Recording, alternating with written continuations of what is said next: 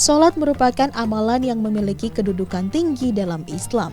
Karena sholat menjadi bagian dari identitas seorang muslim dan menjadi pemisah antara keislaman dan kemunafikan.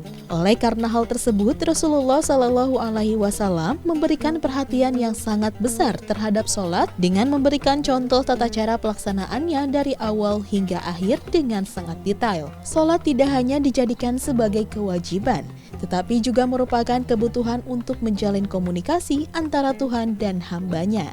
Jika kita pelajari lebih dalam, ternyata ibadah sholat yang kita lakukan sehari-hari memiliki keistimewaan. Di antaranya, mencegah dari perbuatan keji dan mungkar, menggugurkan dosa-dosa, serta menjadi cahaya di dunia dan akhirat bagi yang melakukannya. Dari Abdullah bin Amr, Rasulullah SAW bersabda, "Siapa yang menjaga sholat 5 waktu, baginya cahaya, bukti, dan keselamatan pada hari kiamat. Siapa yang tidak menjaganya, maka ia tidak mendapatkan cahaya, bukti, dan juga tidak mendapat keselamatan. Pada hari kiamat, ia akan bersama Korun, Fir'aun, Haman, dan Ubay bin Khalaf."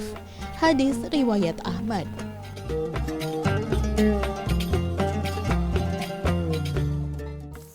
Sahabat Ustadz, sholat itu adalah ibadah zohir dan batin, syariat dan hakikat. Jadi keduanya harus sempurna. Jangan sampai kita zohir aja yang bergerak, tetapi batinnya nggak sholat. Yang ada hanya bukan mengingat Allah, tetapi mengingat yang lain gitu loh. Sehingga sholat itu tidak menjadi khusyuk. Ya. Nah, apalagi misalkan sholat dalam keadaan yang rame. Ya. Baru-baru ini ada seseorang yang melaksanakan sholat dalam keadaan sedang menonton pertandingan bola. Sholat itu ada tempatnya ya.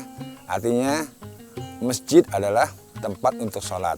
Kemudian musola, kalau enggak di rumah tetapi dalam keadaan yang bersih, baik tempatnya, baik suasananya, ya. Kemudian juga sholat itu dari masjid ke masjid saja itu nilai pahalanya bisa berbeda, ya. Tapi masjid yang paling besar sekali pahalanya adalah di 2 tanah suci, yakni di Mekah dan di Madinah. Dan di Madinah juga ada 2 sholat yang insya Allah pahalanya juga sama-sama besar, yakni di Masjid Quba dan Masjid Nabawi. Masjid Quba adalah masjid yang dibangun dengan landasan takwa, sehingga sholat seseorang di sana pahalanya bisa bagaikan orang yang melaksanakan umroh. Masya Allah.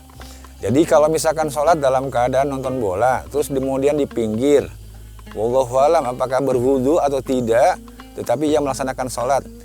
Ya intinya bahasa sholat adalah sebetulnya bahasa kita sebagai hambanya menghadap Allah Subhanahu wa Ta'ala. Jadi dalam konteks menghadap, Allah itu maha suci. Kita pun juga harus bersuci, baik secara zohir maupun batin. Ya. Nah sehingga kalau kita posisinya dalam keadaan yang kurang tepat, kemudian juga kondisinya kurang tepat, yang dikhawatirkan adalah sholat itu tidak menjadi khusyuk, ya, tidak berkesan, ya, sehingga boleh jadi sholat itu hanya sebatas menggugurkan sebuah kewajiban saja.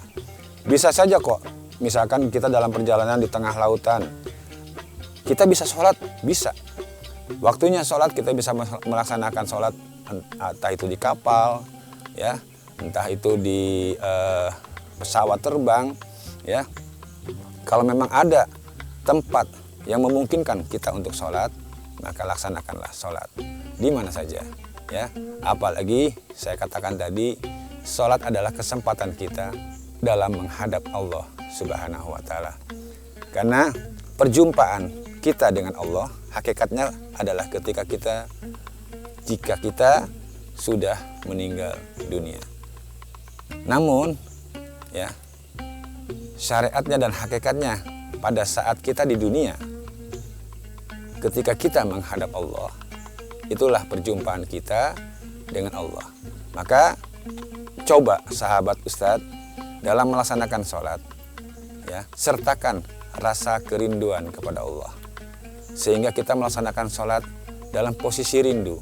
Bayangkan seseorang yang rindu kemudian berjumpa dengan yang dirindukan, tentu sholat itu akan sangat berkesan, ya. Bahkan ketika kita yang merindukan Allah, kita pun juga memiliki masalah dalam kehidupan di dunia, sehingga kita bisa menyampaikan, ya, bisa menyampaikan sebuah keluhan untuk bisa mendapatkan solusi atau jalan keluar dari semua masalah yang kita hadapi. Sebagaimana firman Allah, wa may yattaqillaha yaj'al lahu makhraja wa yarzuqhu min haitsu la yahtasib wa may yatawakkal 'alallahi fa huwa hasbuh innallaha balighul amri qad ja'alallahu likulli shay'in qadra. Barang siapa yang bertakwa kepada Allah, maka niscaya Allah akan memberikan jalan keluar dari semua masalah yang dihadapi oleh hamba tersebut. Maka itu, ya, sholat adalah poin untuk kita bisa melangkah menuju takwa. Jadi dalam sholat kita yang khusyuk, maka insya Allah kita termasuk orang-orang yang bertakwa. Dan jika kita bertakwa, maka insya Allah semua masalah yang ada dalam diri kita, insya Allah ada jalan keluarnya ketika kita sudah melaksanakan sholat. Subhanallah, walhamdulillah, wala ilaha illallah, Allahu Akbar. Sahabat Ustadz, jangan kemana-mana. Setelah ini saya akan berdoa. Semoga doa kita diijabah oleh Allah Subhanahu wa Ta'ala, agar kami dalam melaksanakan sholat kepadamu penuh dengan kehusuan dan ketawaduan karena kerinduan kepadamu